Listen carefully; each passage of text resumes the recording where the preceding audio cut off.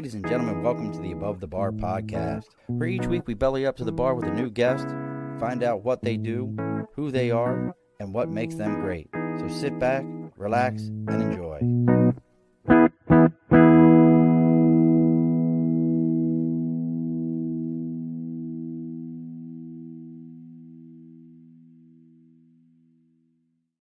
Alrighty, folks, welcome back to the Above the Bar podcast. It's your host, Sean. We are bellying up to the bar just after Valentine's Day. This might be the perfect show for you, depending upon how your Valentine's Day went, depending upon what decisions were made. This could be the most perfect show. And we have brought let's see, how many? I'm trying to think of all the adjectives, because I can tell you when this young lady was introduced to me by a prior guest, and he's like, man, you got to talk to her. You got to meet her. She's going to blow your mind with her knowledge. I said, all right, let's see what we got here. And I started doing my research. And if you didn't see our post this week, you missed she's got the model looks, beautiful pictures that we put out there that she offered up to us.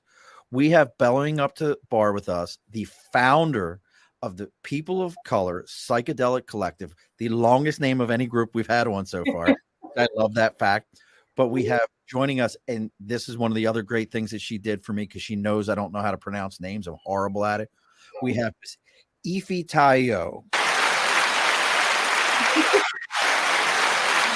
You didn't know you were getting applause, did you? Oh.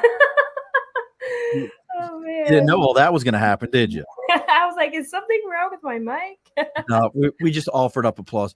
So now let me ask this before I make a grand mistake. Do you always go by your full name, Ifetayo, or do you go by Ify? What do you normally do? So I go by Ifetayo or Ife. Ife? Mm-hmm. Can I call you Ife? Yeah. I will do. If you tell me, nope, Sean, you got to do the whole name. I promise you, I will do the whole name. But I'm asking. You can call me Ife. All right, Ife. I will call you Ife. So welcome to joining us tonight. And again, she is the founder of the People of Color Psychedelic Collective. So thank you so much for being here. This is a topic, that really is getting some legs under it as we see, the legalization of recreational marijuana. We're finally starting to see more people talking about how psychedelics can be used in this way. Yeah. So we're going to get a little bit of this house cleaning done, folks. If you're just finding us through Ife, I told you, I try. But if you're finding us through her group, please make sure you give us a like and a follow. If you're finding her through us, make sure you go and you check out their Facebook page, which is People of Color Psychedelic Collective. The Instagram goes by the same name, and here in a moment, I'm already forgetting myself. We've got their website, which is www.pocpc.com, and you can get all the information there. But maybe you're part of one of those groups. Maybe you've got something that you want people to know about. Maybe you've got your own podcast, something else going on that you're saying to yourself, hey, we want to get more people to know what we've got going on. You can reach out to us on Facebook, LinkedIn, YouTube, Twitter, Twitch, TikTok, Instagram. It's all at the Above the Bar podcast. Even our email is the Above the Bar podcast @gmail.com. Drop me a line. Let me know what you got going on. I will then give you the address where to send all this stuff to, and we'll go ahead and get you up here on the big board for sticker and a cause. That's a little bit of free advertisement for everybody. Now, the other side to this is maybe your media looks like it's still been tripping since the 1960s, and it needs a lot of help. And it's looking for it had too much orange juice with its LSD, and Ife's making faces like these things happen, but maybe it needs a little bit. Well, you need to reach out to Media by Dibs. That's DIBS. You can find Dibs on Facebook, and you can find him on Instagram at Media by Dibs. And if you look him up on LinkedIn, it's Andrew Dibble, Dibble. If you tell him you're there to belly up to the bar, he's going to give you a 10% discount and a free consultation. That's Media by Dibs. All right. Now, Ife, We're all open. The bar's ready to go. Are you excited? Now you had your liqueur. You got a Cheers. little liqueur tonight. I got Yeah. she's got her Cheers. liqueur. I got my bourbon. We're ready to go. So I got to start with this question. Mm-hmm. Where did I don't know if let's not go with where did. What made you say, "Hey, this is the route that I'm going to go. I'm going to go ahead and put this out, and I'm going to start researching psychedelics to assist with mental health." Where did that even begin for you? To be honest, it was not a straightforward road, or was it intentional? Um, I went to high school, college. By the time I was in college, I was wanting to be a history professor for high school students, or history teacher. And that just wasn't working out. But what did work out was in 2013, I got an internship at the Drug Policy Alliance. And that's where I first started talking about my dad going to prison and being deported. So my dad was sentenced to 15 years in prison for cocaine trafficking, and he was deported after serving 8 years. And I started for the first time talking about how that impacted my childhood. And so I wrote an op-ed for the HuffPost and Alternet back in 2013. And then a few months after my internship, the Drug Policy Alliance, they invited me to speak at their conference in Denver, Colorado. And I had no idea what I was getting myself into. I never really went to a conference. I was 21 at the time, and I was just like, yeah, I'll speak. Speaking was never a big issue for me. I was a student council kid growing up. So I get there and it's like 1,100 people. So yeah, I just talk and Guys. yeah. And I spoke about how my dad's incarceration shaped my childhood. And I ended up getting so emotional during my talk that I started crying. And it was a really cathartic moment. I was a little embarrassed, but it was actually pretty cathartic because afterwards, all these people came up to me and said, like, oh, thank you so much for sharing your story. I was meeting all kinds of people. Some folks were like, I was the parent who was in prison, or my dad or my mom was in prison, so I can relate to your story. So that I got connected to a lot of people who could relate, and it made my experience feel a bit more small, if that makes sense. It does. I learned that parents in prison is more common than you would think, just because of Crazy, isn't it? how mass incarceration, our incarceration rates have increased over the last 30, 40 years because of the war on drugs. And so I was finally beginning to see it in like a bigger picture outside of my own life. And at that same conference, I went to a panel on end of life treatment and psychedelics. And so this is my first time ever hearing about psychedelics in a therapeutic research sense. Really? I knew about, counterculture of the 60s, and my friends in college at that point were doing Molly. So I knew about that Right. recreationally, but not for research. And I was familiar with like medically assisted suicide, and that concept kind of intrigued me a little bit. Euthanasia. Yeah, I learned about that in college. So when I heard about this panel, I was like, huh, this is really interesting. And it convinced me to try mushrooms for myself because I was diagnosed with major depressive disorder my senior year, and it hit me really hard. I was struggling with like my classwork and, just going to class and doing all of my responsibilities. So after that conference, I was convinced that I need to do mushrooms because I was so desperate, and I didn't want to go on SSRIs like What's Wellbutrin. SSRIs? Oh, sorry. It's like antidepressants, like prescription, like Celexa or Wellbutrin. I was, Mexico, all that kind of stuff. yeah. So I was a little hesitant about that. And so I went back to college after the conference and I was asking my friends, like, how do I do mushrooms? How much should I do? Where should I do it? Give me the whole rundown. And they were like, okay, mushrooms taste gross. That's what Do it. everyone says. I've never had them, but I've always said that. They taste like what they grow on. Yeah. It's very earthy, very chewy. Take an eighth. They told me to take an eighth and go in nature or something like that. So I did, and I love how like, so these are my friends. They were doing Molly. I was like, how about shrooms? They were like, do an eighth and go walk through the forest. You'll love it. Fucking birds and trees are gonna start talking to you. and that's exactly what happened. The birds and trees started talking to me. Oh, that's so great.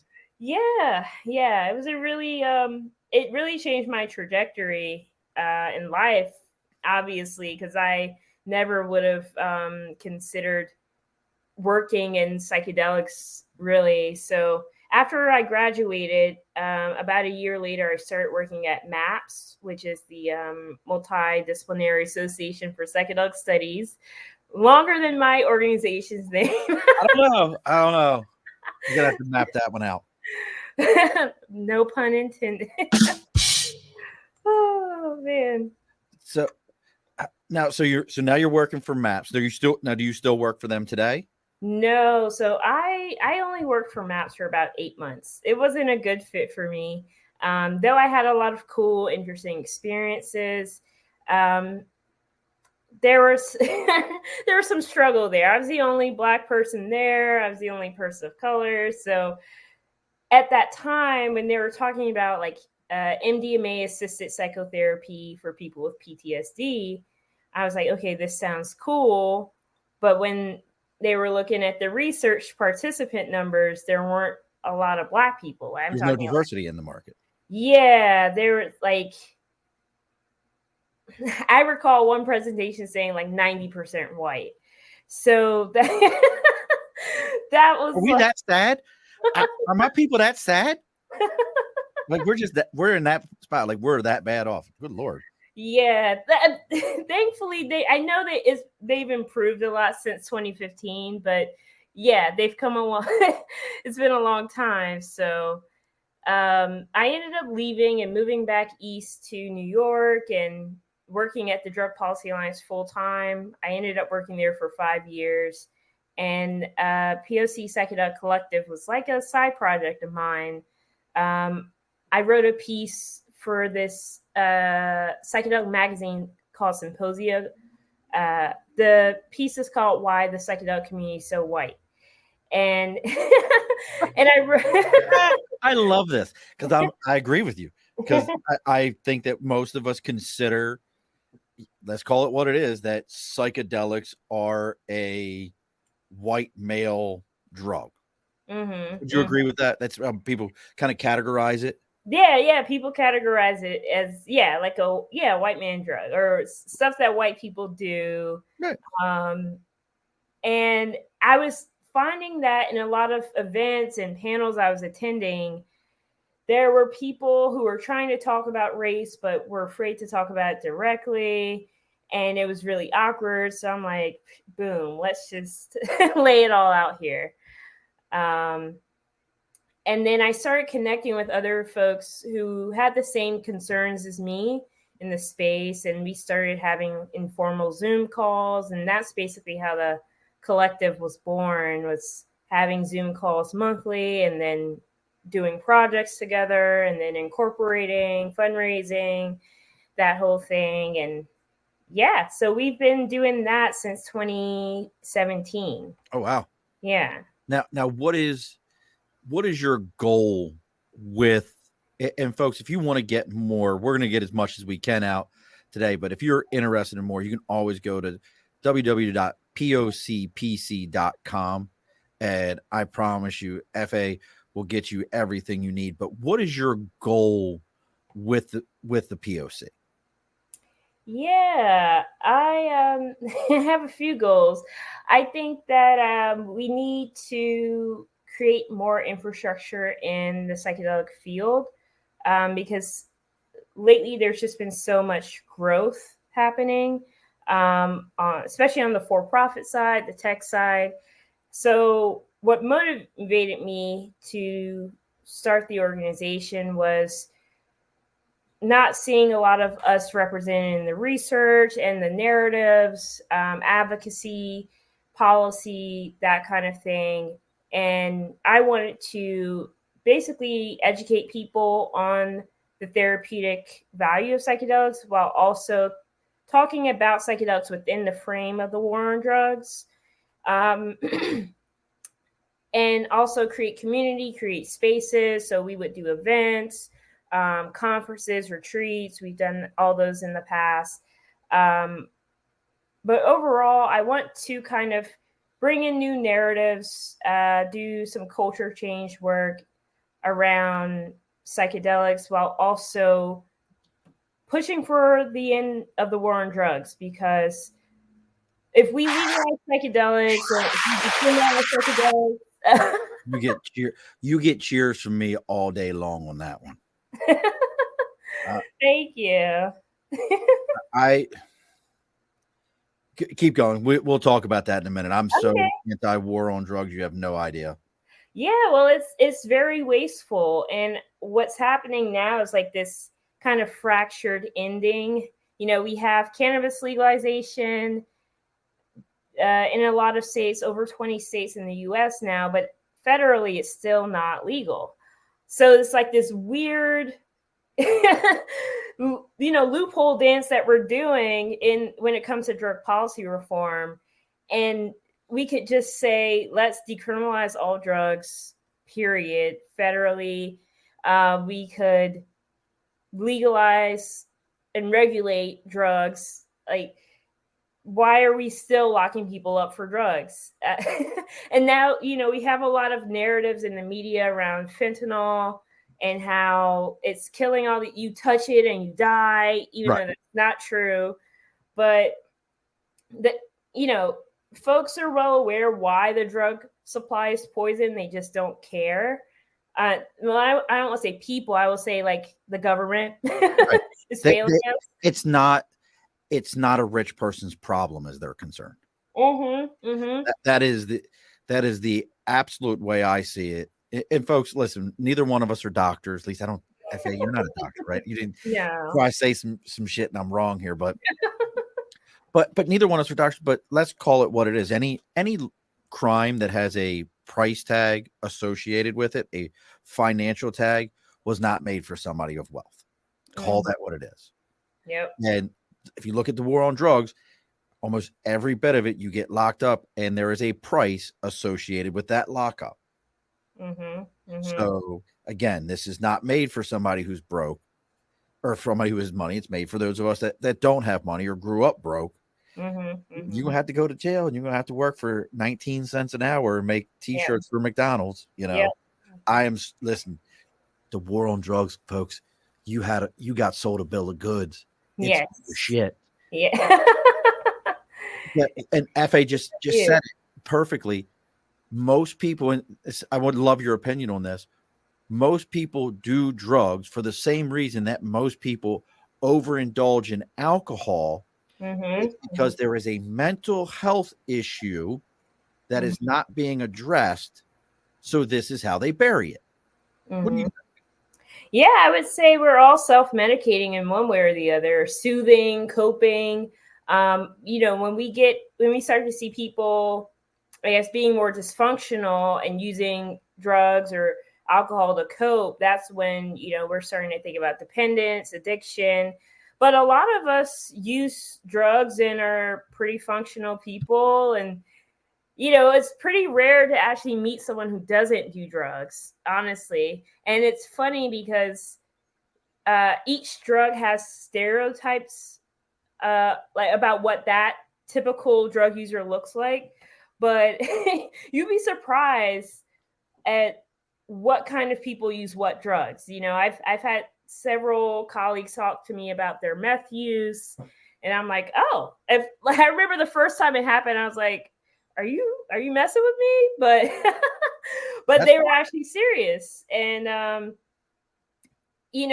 also learned when I was first at DPA that meth and Adderall are very similar. I learned that from Dr. Carl Hart's book, High Price, and it made sense, So we're all pretty much drug users. I used to work at like fast casual places like Panera when I was in high school, and seeing people who drank coffee not get their coffee, oh man, they're ready to flip the store over. Call me in the morning. I'll let you know all about that. But you know what? You bring up a great point.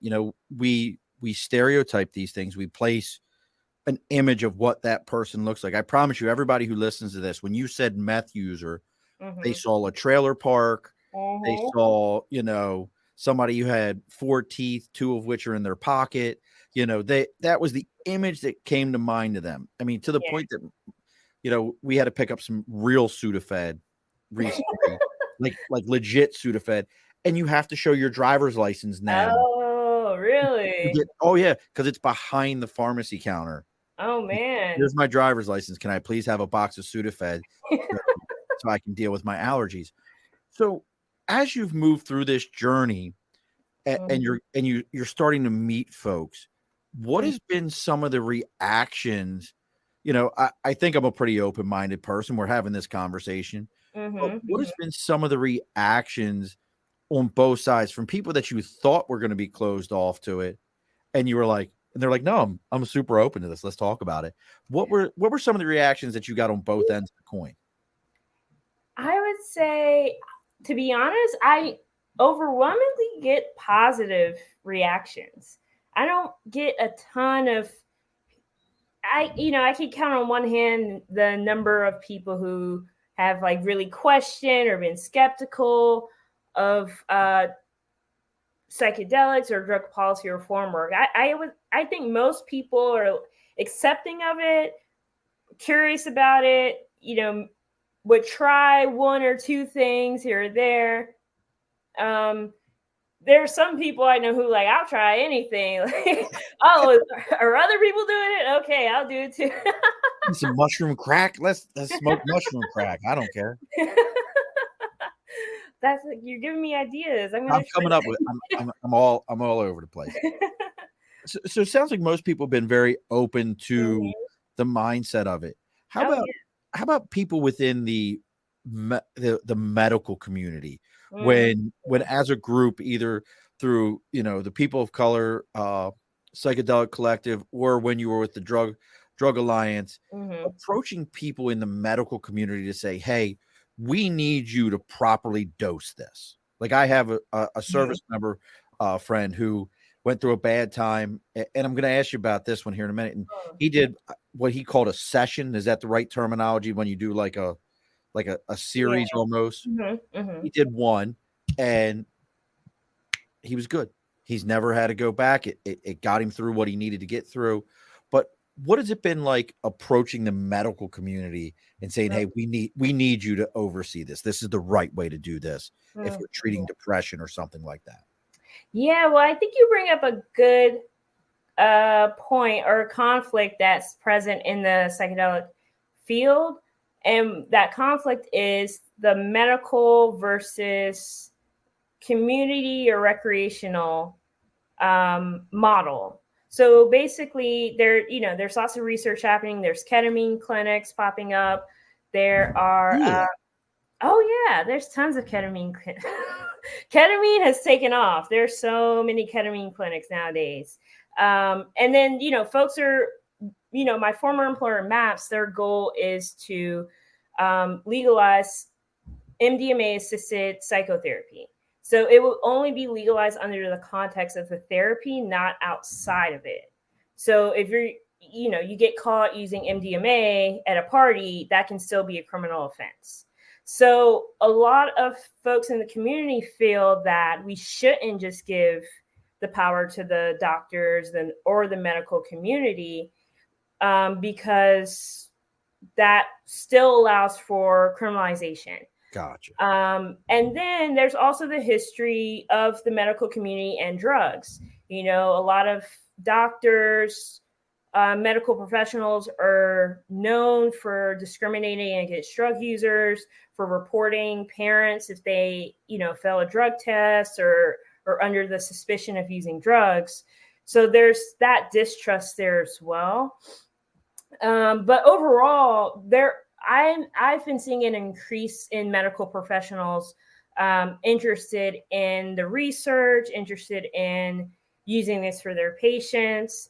And we saw the same thing happen with cannabis 10 years ago. So it doesn't surprise me that, there's all these, NYU, Johns Hopkins, all these big institutions are researching, UC Berkeley, they're all opening psychedelic research centers. Yeah. I didn't know they were all open. And it's interesting.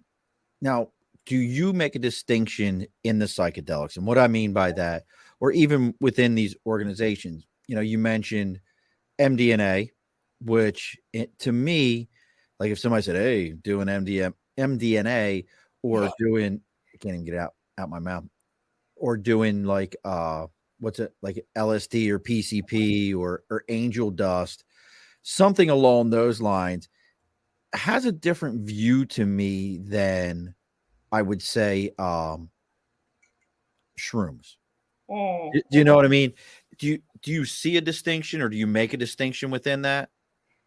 So you're saying like kind of like synthetic drugs versus more natural. Right. I used to, back when I was younger. I used to be like, oh, I only do the natural stuff. But now, I think the distinction that needs to be made is just the harm reduction around each substance. And harm reduction basically means minimizing the risks associated with each substance. I don't discriminate on substances for my own personal use. There are certain class of drugs that work better for me versus not. I'm not a stimulants person. I don't need to be up. I don't drink coffee every day. But some people, we have a term called psychedelic exceptionalism, meaning folks who are okay with use of psychedelics, but not okay with other classes of drugs. Stimulants, I guess depressants like alcohol. So I'm not one of those people, but for me, when it comes to taking any drug, any substance, I like to know all I can know about it. And just so I can keep myself safe. There's basic stuff, stay hydrated, eat, don't do it in a certain setting. Like I would never do mushrooms at a party. Like that's not, I meet people all the time who are like, oh yeah, my first time was at a party and I ended up in a closet. And I'm like, yeah, that makes sense. Yeah, no, I would agree with you. And it's interesting that, we do, even as somebody as open as I am to it, I'm listening to you and I'm thinking, no, I put that like, hey, you take an edible or you chew a cap or whatever it is you do. Whatever. But somebody was like, yeah, I'm going to put a spike in my arm. I'm like, oh, you don't know what that, you're like, that's, now what about for your organizations as we're, and I'm with you, you can put that on my page anytime you want to, pushing for that legalization and removing this war on drugs. Folks, I'm going to help everybody out. I'm going to blow everybody's mind for a moment. FA, you ready to have your mind blown? Sure. Right. Name me another thing that we've called a war on. War on anything. Name something. That the government has called a war on something. The war on terror? The war on terror. Did you hear about the war on poverty? Yes. War on drugs? But yeah. Are we still going through all these? Yep. That's what, remember, as a Marine, I will promise you, we are a country that thrives on war because we build more things. We know about technology and we use it to drive technology. They don't want these things to end, do they? Nope. War on crime. Yep. Anytime it's a profit. Anytime we put war in front of something, just know that somebody's getting paid really, really good for this. Somebody's making out. But what is your feelings though? So say tomorrow, flip the switch, everything's legalized. Mm-hmm. What do you see? Do you see any dangers on the other side of that? Yeah, I think that's a good question. So a lot of people think, and naturally, they think, oh, well, if we legalize this drug, then drug use is going to go up. People are going to get addicted, blah, blah, blah.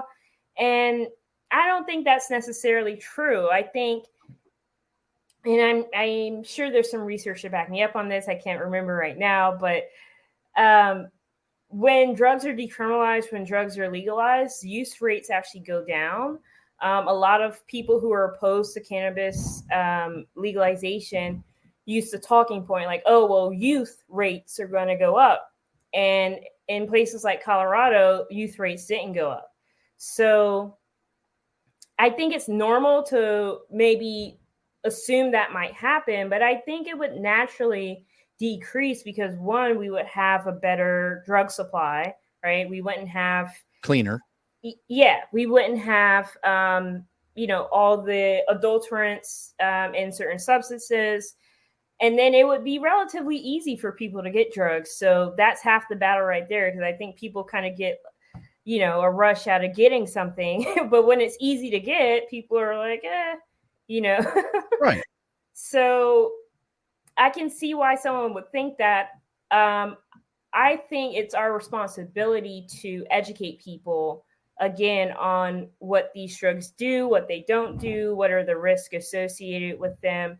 Because, if you drink too much alcohol, that looks a certain way. You're going to vomit, you might pass out, you might piss yourself. Like, you might do all those things. The answer is yes. You might do some things you don't remember, but if you take too much acid, that's a totally different experience, right? So you need to treat those people differently.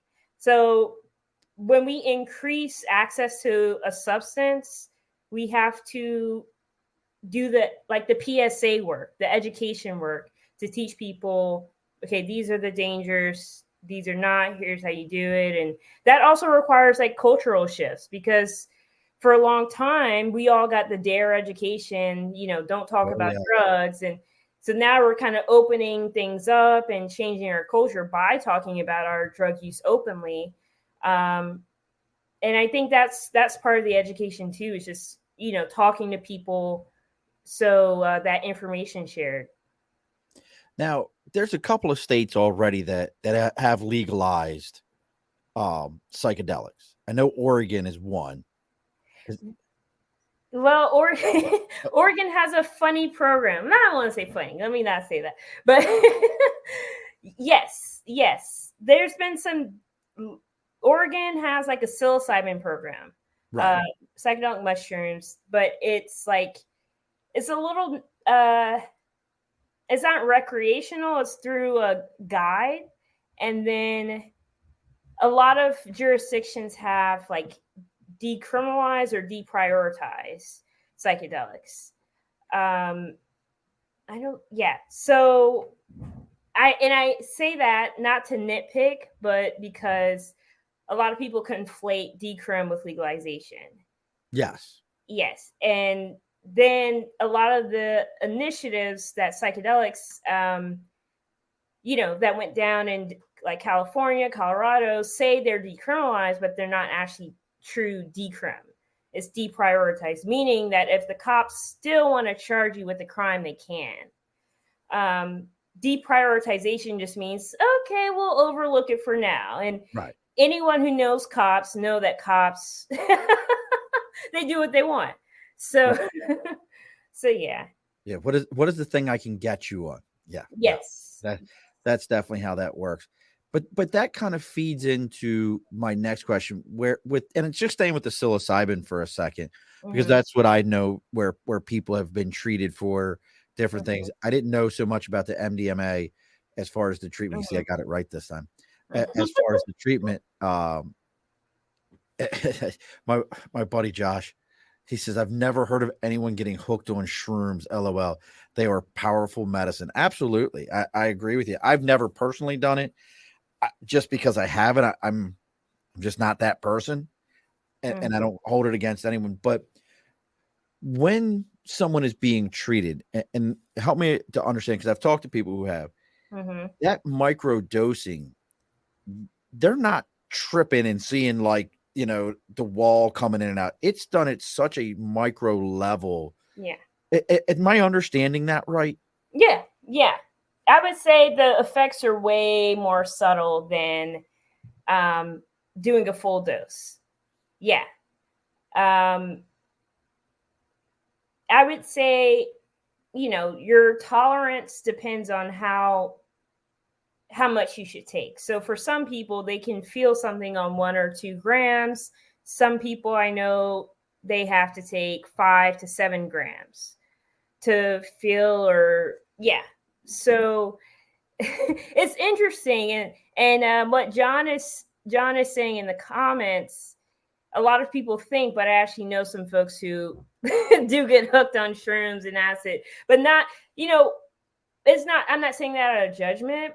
But it's not hooked like we think of the word. It's not, it doesn't, yeah. A lot of times addiction doesn't look like what we think.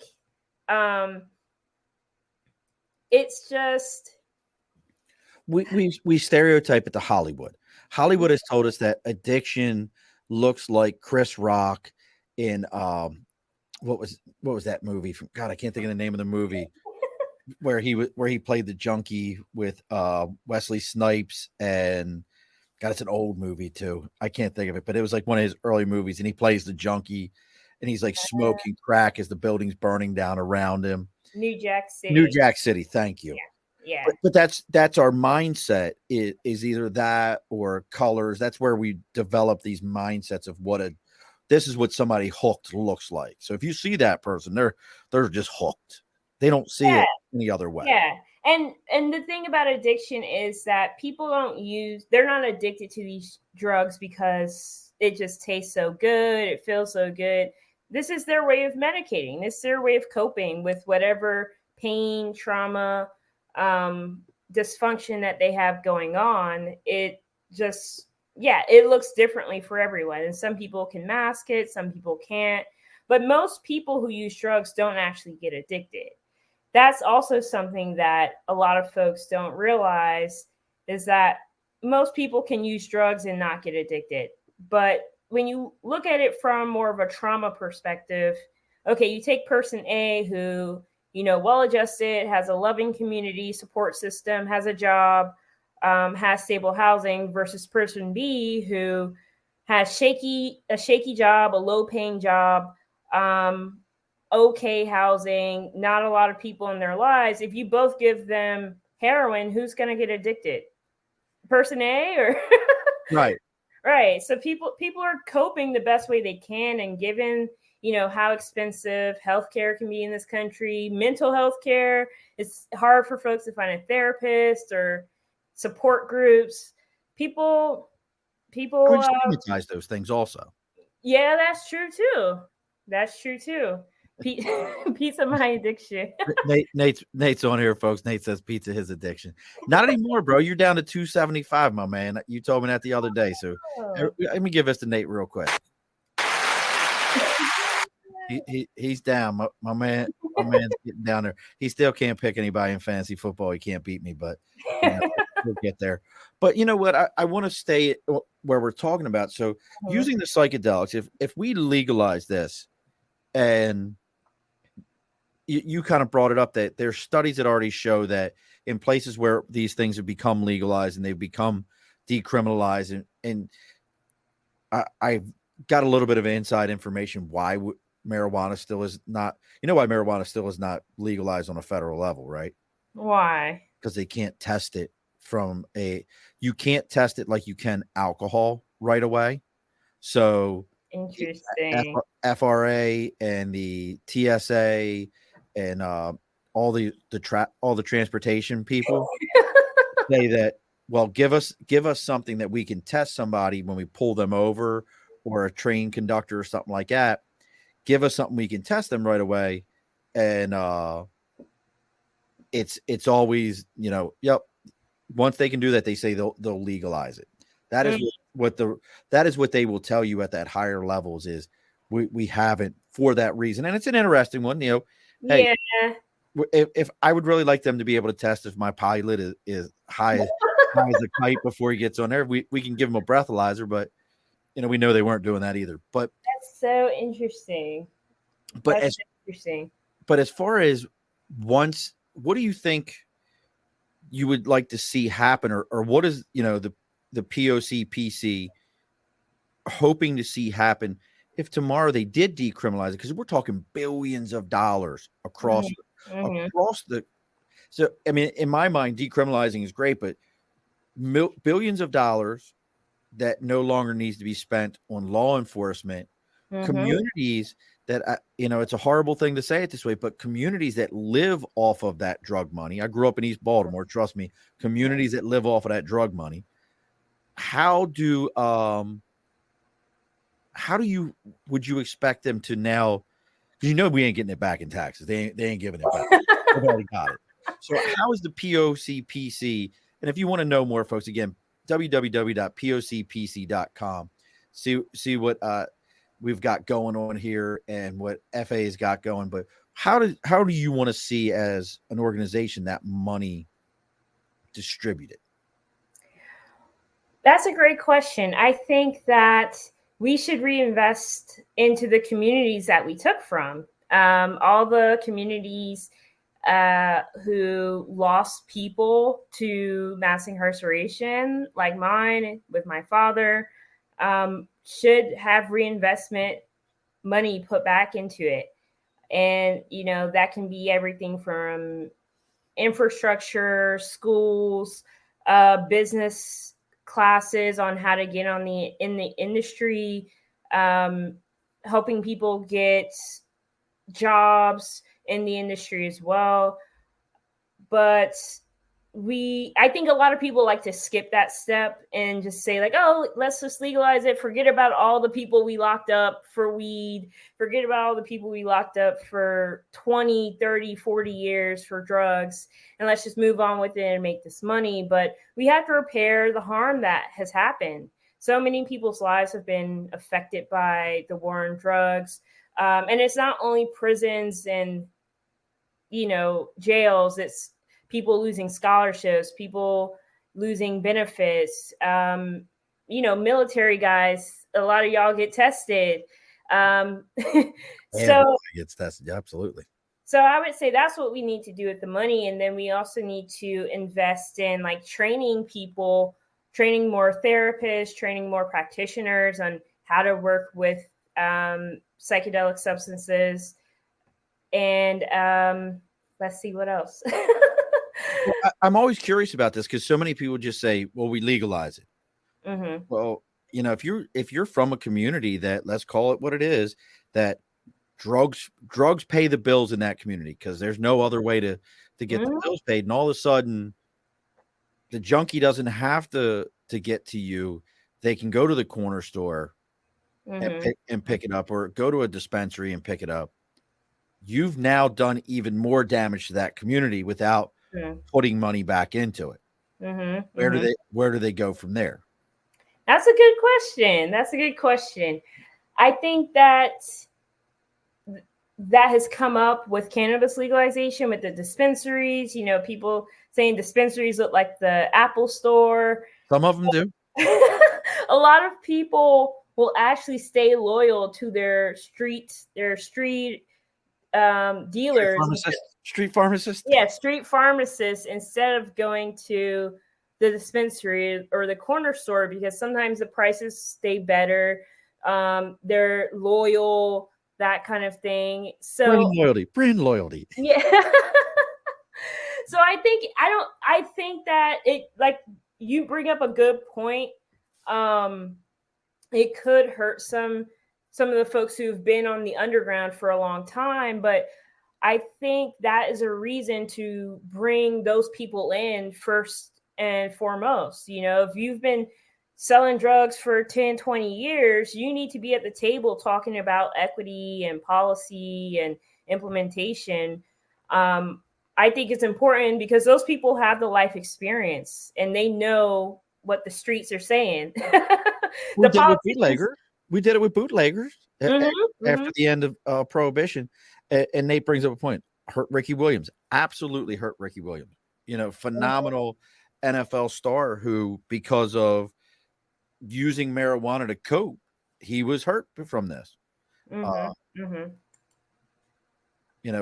He was damaged. God, he went bounced from team to team, and he just want to smoke a little. And it did him damage, and now the NFL's like, who cares? Yeah. So Yeah.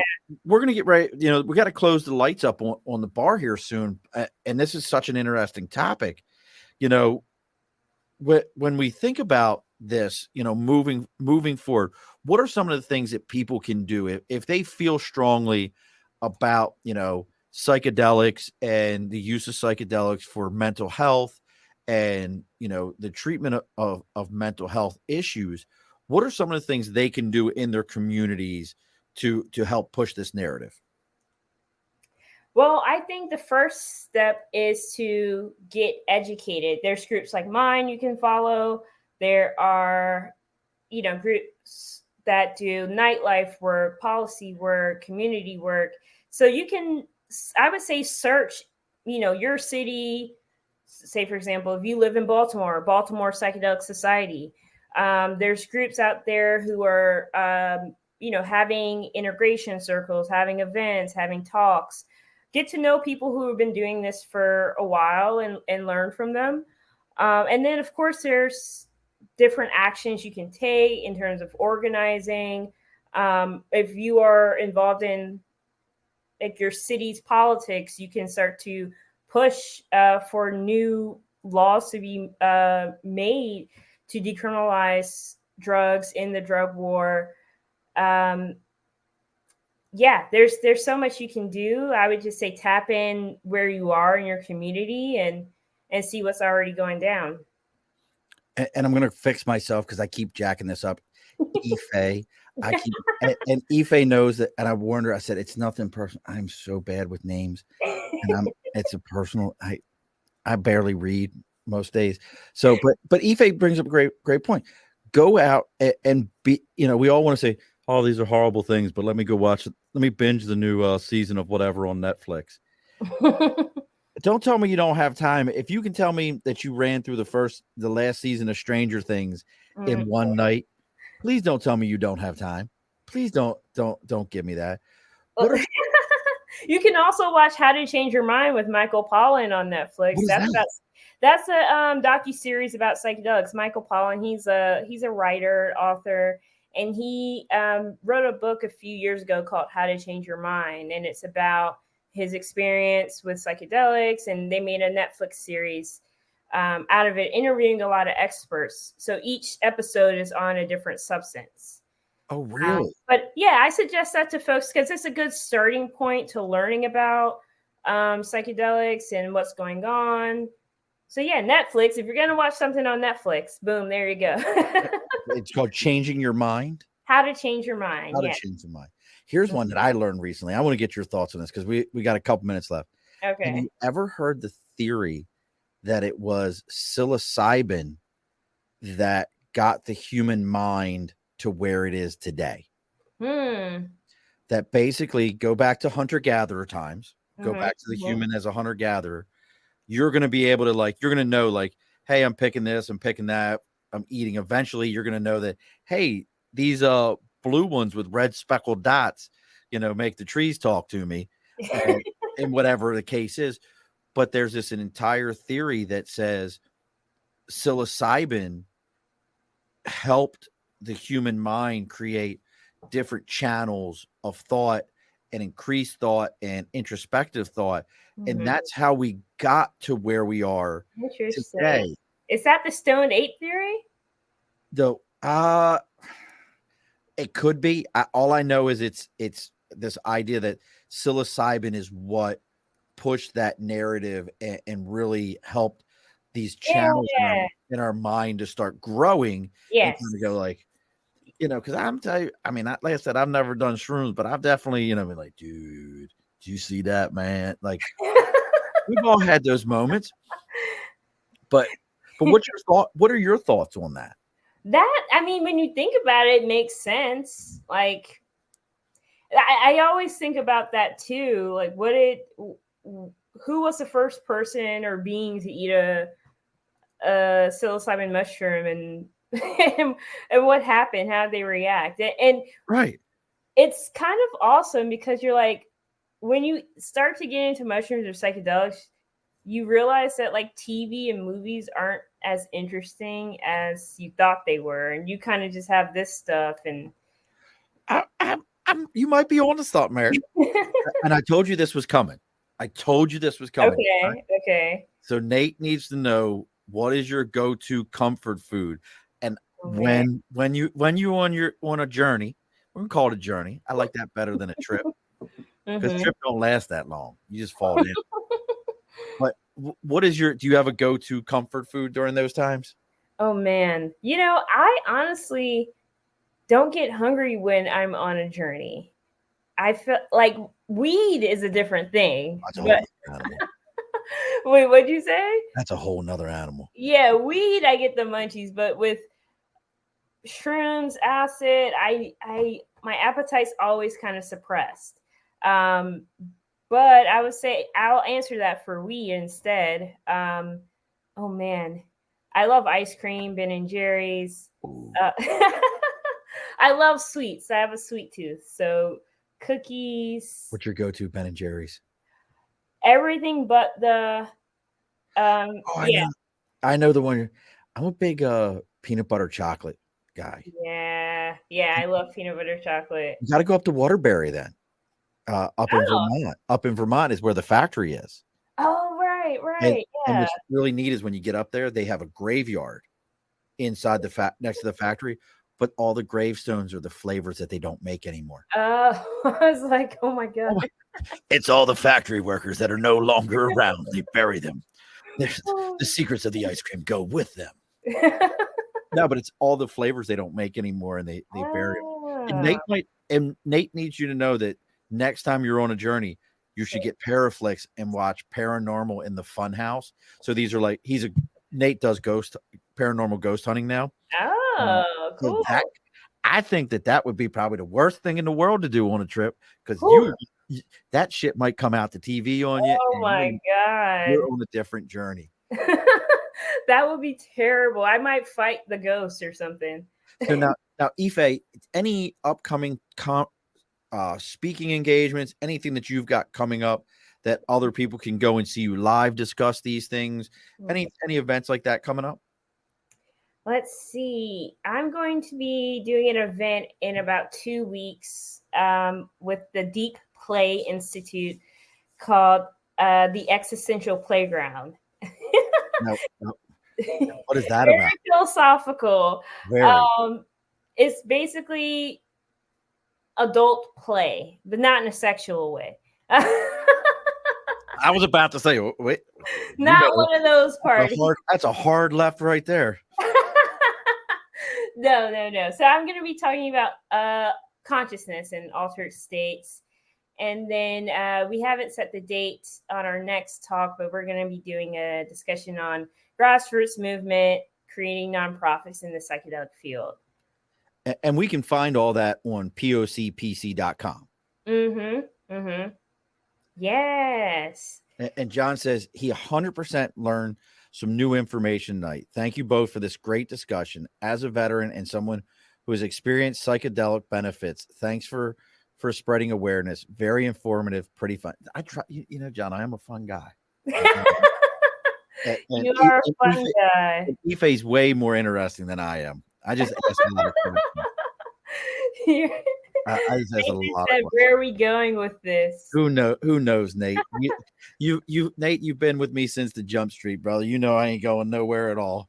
We're gonna do an episode with y'all on shrooms, and oh God, that could be. I don't even know what that would look like. Like I would have to be the guy. Like, you would have to give me like half a cap, and just be like, all right, 2 hours into this, how are you feeling? And I would probably be like, my big toe is talking to me right now. I'm so not a good drug user in any way, shape, or form. It's good to know that about yourself, you know. I know that about me. I'm definitely see, John. You can watch that. I mean, everyone would watch that one. Bring the one guy back on. But yeah, I it's just something I know about me. So we've got all these things. What if somebody wanted to donate? We hear about all these grassroots movements. We hear about all these things. You're not, it's not free. It's not easy. Let's call it what it is. Money talks, bullshit walks. Yeah. Any place that they could donate if they were interested in that? Yes, you can go on our website, www.pocpc.org, and then you can, at the top menu, you'll see the donate button, and you can donate through there. It is 501c3, so tax deductible. Woohoo! Yay! Y'all didn't know your drugs were tax deductible. You know you can get a tax write-off for your drugs. Y'all didn't know that. Yes. Y'all didn't know. So again, POCPC. It's a mouthful. Yeah. Like I am in the challenge mode tonight, and I only had like a glass and a half of bourbon. I am in the challenge mode tonight. I do not know what's going on. Well, look, folks, let me get this for myself. If you found us through Ife, make sure you give us a 5-star on our whatever platform you're watching this on. If you're watching the live video, make sure you give us a 5-star rating on Facebook, on the Above the Bar podcast channel. If you're listening to the audio the next day, make sure you get on whatever platform, whether it be Apple, whether it be Spotify, Podbean, whatever it is. Give that 5-star rating. It might sound like you're watching a kid's show where they're like and subscribe. Listen to me. It makes a difference. Nobody hears about Ife's message unless you like and subscribe. The algorithm drives that. Yeah. We can talk about this all day long, but the algorithm drives it. So you've got to get on there. You've got to give a message. You've got to write a comment. That's what drives this. That's how other people see it. That's how other people know. If these things matter to you and make your life better, that's how they know about it. It's pretty damn simple. You can't stand in a closet and shout at the wall and expect anyone to hear you. So you got to get out there and do those things. Also, if you've got somebody that you think would be a great guest for us, I throw this out to everyone. Make sure you reach out to us. Facebook, LinkedIn, YouTube, Twitter, Twitch, TikTok, Instagram, even the email. It's all at the Above the Bar podcast. Even our email is at Gmail. Send me a message, make a connection. We'll talk to those folks. If you've got somebody that you think would be a worthwhile guest. And again, make sure you're going on to www.pocpc.org, finding out what Ife's got going on, finding out how you can be a supporter. Maybe she'll teach you how to start a grassroots movement in your own community so that you can be like, you could have the POCPC of Western Maryland, Nate. It could be you. You'll be the POPC of Western Maryland. So now, because this is how every show has to go, and don't log off on me right after because I got to talk to you for half a second there. Okay. So, what's Nate got for us? It goes south when you book paranormal. Look, we know that what happens when I book I can't. Whenever I book somebody paranormal on my show, Ife, and you're not paranormal, but if this is like talking about ghosts, my shit glitches out. My lights, like things actually happen. It's what? I don't need drugs. Like all of a sudden, like my audio will be like, I'm like, I've got 5 bars and everything's great. Shit just wow. Yeah, they don't like it when I talk about them. They don't. Like it. So one of the rules of our show is the guest always gets the final word. So Ife, what is the final word for tonight? The final word for tonight is the final word for the final word for tonight is research your drugs. Alrighty, folks. This has been an Earplug Podcast presentation, found on earplugpodcast.com, iTunes, SoundCloud, and wherever your favorite podcasts are found.